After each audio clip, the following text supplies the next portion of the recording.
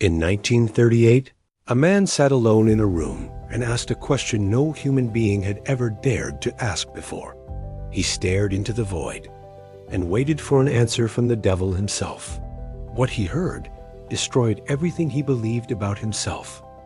And it might destroy everything you believe about yourself too. But pay close attention. What he discovered has nothing to do with religion, nothing to do with superstition. It's about you. It's about your mind. And it's about the invisible force that controls 98% of people without them ever realizing it. Napoleon Hill wrote this book in 1938, but it stayed hidden for 73 years. 73 years. Locked in a drawer, kept away from society. Hill's own family refused to publish it. They said it was dangerous, that people weren't ready for it. And when you finish hearing what's inside these pages, you'll understand exactly why the book is called Outwitting the Devil. And it begins with a scene that seems impossible. Hill is alone. He has just gone through the worst period of his life. Bankruptcies, betrayals, public humiliations. A man who had taught the world how to get rich was broke and without purpose. And in that moment of total collapse, he has a vision, a conversation, a confrontation. He begins to interview the devil. Now, before you close this video thinking this is mysticism, I need you to understand one thing. The devil in this book is not a religious figure. He is a metaphor, a personification. He represents fear, doubt, procrastination, mediocrity, the voice that whispers in your head that you are not capable. And when you start reading, you realize with a chill down your spine that the devil doesn't live in hell. He lives inside you. Hill asks the devil a question during the interview. What is your greatest power? What is the weapon you use to control human beings? And the answer came without hesitation. Drifting. But what is drifting? Drifting is not laziness. Drifting is not stupidity. Drifting is not evil. Drifting is when you wake up in the morning without knowing why you're waking up. It's when you go to work doing something you never chose. It's when you spend your days reacting to life instead of building your own direction. Think about this for a second. Did you choose your city? Or did you end up there? Because that's just how things happened. Did you choose your career with clarity and purpose? Or was it the easiest path, the one other people expected from you? Do you choose what you consume online? Or do you just let the algorithm decide where your attention goes? If you paused at any of those questions, you already know the answer. Hill reveals something frightening. 98% of people live in a state of drift, not because they are weak, but because no one ever taught them there was another way to live. School doesn't teach it. Family doesn't teach it. Culture pushes you into drift from the time you're a child. Follow the rules. Don't question. Do what everyone else does. Don't stand out. And the devil, that dark force Hill describes, thrives on exactly that. He doesn't need black magic. He doesn't need horror. He just needs you to keep living without purpose. Because a person without purpose is a controllable person. In the interview, Hill presses the devil. How exactly do you control people? And the devil smiles, because this question he answers with pleasure. I use 7 fears, 7 invisible chains, and most people never realize they are chained. I'm going to tell you each one of them. And as I do, I want you to be honest with yourself. The first is the fear of poverty. Not poverty itself, but the terror of becoming poor. This fear causes people to accept any job, any salary, any degrading condition, just to avoid losing what they have. They never take risks. They never grow. They stay trapped in the false security of a mediocre life. The second is the fear of criticism. Have you ever stopped yourself from doing something? Publishing content, starting a business, speaking your mind, because you are afraid of what others would say? This fear is silent and devastating. It kills dreams before they are ever born. The third is the fear of illness. It's not just about physical health. It's the mental hypochondria, the habit of expecting things to go wrong, of living in anticipation of the worst. People who live this way are never present. They are always living in the catastrophic future they imagine. The fourth is the fear of losing love. This is the most intimate one. How many decisions in your life have you made or avoided making because you were afraid of losing someone? Because you needed approval? Because you couldn't stand the idea of being abandoned? The fifth is the fear of old age. The fear of becoming irrelevant, of losing energy, of watching time pass without having built anything. This fear, paradoxically, paralyzes people at the exact moment they should be building. The sixth is the fear of death.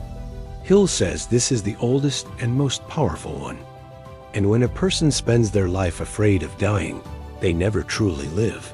And the seventh, the one Hill considers the most underestimated, is the fear of rejection.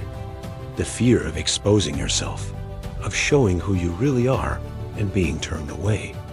This fear causes people to live behind masks, behind performances, behind false versions of themselves shown to the world. 7 fears, 7 prisons. And Hill makes a statement I want you to carry with you. You were not programmed to have these fears. They were installed in you by family, by school, by media, by religion, by culture, by everything that told you what you were supposed to feel. If these fears were installed, they can also be unistalled. Now comes the part that makes most people uncomfortable. The part that causes half the audience to close the video, and the other half to finally wake up. Hill is brutal at this point in the interview. No sugarcoating, no softness. He asks the devil, why do so many people stay trapped in poverty, in mediocrity, in bad relationships, in lives they hate? And the answer is, because they would rather blame the world than take control. I need you to take a deep breath before we continue, because this is not a criticism. It's a mirror.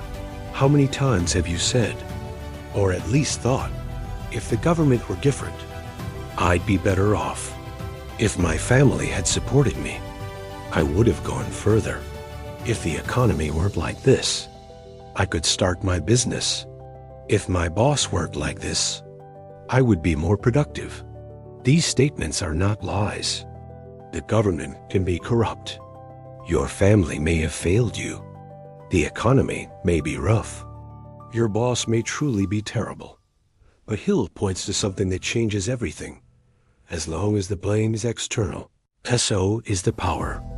And you remain powerless. Radical responsibility doesn't say that the bad things that happened to you were your fault. It says something different. Regardless of what happened, you are the only one who can change it. There is a huge difference between what caused your situation and what will change your situation. You may not have caused your problems, but you are the only one who can solve them. And when you internalize that, something extraordinary happens. You stop waiting. You stop complaining. You start taking action. The devil, according to Hill, is afraid of one thing only: a person who takes total responsibility for their own life. Because that person cannot be manipulated, cannot be controlled, cannot be kept drifting. Until now, I've shown you the diagnosis, the drift, the 7 fears, the blame trap. Now I want to show you the cure. And it is simpler than you imagine, but it requires more courage than you expect. Hill asks the devil, what do you fear most in a person? The answer, a person with a definite purpose. Not a wealthy person, not an intelligent person, not a famous person. A person who knows exactly what they want, who has a clear goal, who wakes up every day knowing which direction they are moving. Because a person like that is not available for drift, not available to be swept away by other people's opinions, not available to be paralyzed by fear. Hill describes definite purpose as an anchor. When the storm comes, and it always comes, the anchor keeps you from drifting away from who you want to be. But be careful. Definite purpose is not a vague dream. It's not, I want to be happy or I want to succeed. That is drift disguised as purpose. Definite purpose is specific. It is measurable. It is personal. How much do you want to earn with a real number? With a real date? Who do you want to become? Not what others want you to be. What do you want to build? And why does it matter to you? What is your plan? Not a dream, but a sequence of real actions. When you have that, you stop asking for permission. You stop waiting for the right moment. You stop comparing yourself to others, because purpose does not need external validation. It is yours. Hill shares in the interview that the moment he finally pulled himself out of the deepest collapse of his life was when he stopped asking, why? Is this happening to me? And started asking, what do I want to build from here? That shift in question changed everything. And it can change everything for you too. Here Hill touches on something most people resist accepting. And the more you resist it, the more true it is. Poverty does not start in your wallet. It starts in your mind. I'm not talking about think positive and the money will appear. That is a dangerous oversimplification. And Hill would be the first to criticize it. I'm talking about something deeper and more real. Most people have never made a conscious decision about how much they want to earn. They have never sat down, looked themselves in the eye and said, I am going to earn X per month by this date, and that is my commitment to myself. And because they never made that decision, they accepted whatever came along, the salary that was offered, the opportunity others had already turned down. The path of least resistance. Hill reveals something this devil admits with satisfaction. The educational system was designed to create followers, not leaders. To create employees, not creators. To teach obedience, not critical thinking. And a person who never learned to think for themselves about money, about choices, about values, is a person who is permanently dependent on employers, on governments, on other people's approval. Mental self-discipline, says Hill, is more powerful than any natural talent. You can be brilliant and still be drifting. You can be mediocre in talent and be extraordinary in discipline. And discipline begins with a single decision. I will think for myself. Not with arrogance. With responsibility. Question what you were taught about money. Question your beliefs about what is possible for someone like you. Question the limitations you believe are facts, but are actually stories someone told you one day, and you believe them. Hill summarizes everything he learned in his symbolic conversation with the devil into 6 fundamental pillars. These are the antidotes to drift, the tools for building a mind that cannot be controlled. The first is definite purpose. You already know this, but I want to reinforce it. Without it, everything that comes after is fragile. Purpose is the foundation. It needs to be clear, written down, reviewed regularly. It needs to make you wake up in the morning with a reason. The second is self-discipline. This is not about willpower. It is about systems and commitments. Self-discipline is the muscle that separates those who know what they want from those who actually get there. It is built in small daily decisions that most people ignore because they seem insignificant. The third is control of the mind. Hill says the mind is like a garden. If you don't plant intentionally, weeds grow on their own. What you put into your head, what you watch, read, listen to, who you talk to, is shaping your thoughts without you even noticing. Controlling the mind means controlling what goes in. The fourth is independent thinking, questioning without aggression, investigating without paranoia, not accepting an idea just because it is popular or because it comes from an authority figure. Independent thinking doesn't mean distrusting. everything it means not outsourcing your conclusions. Fifth is the courage to act. This is what separates those who have purpose from those who change their lives. Courage is not the absence of fear. It is acting even when fear is present. Hill is clear.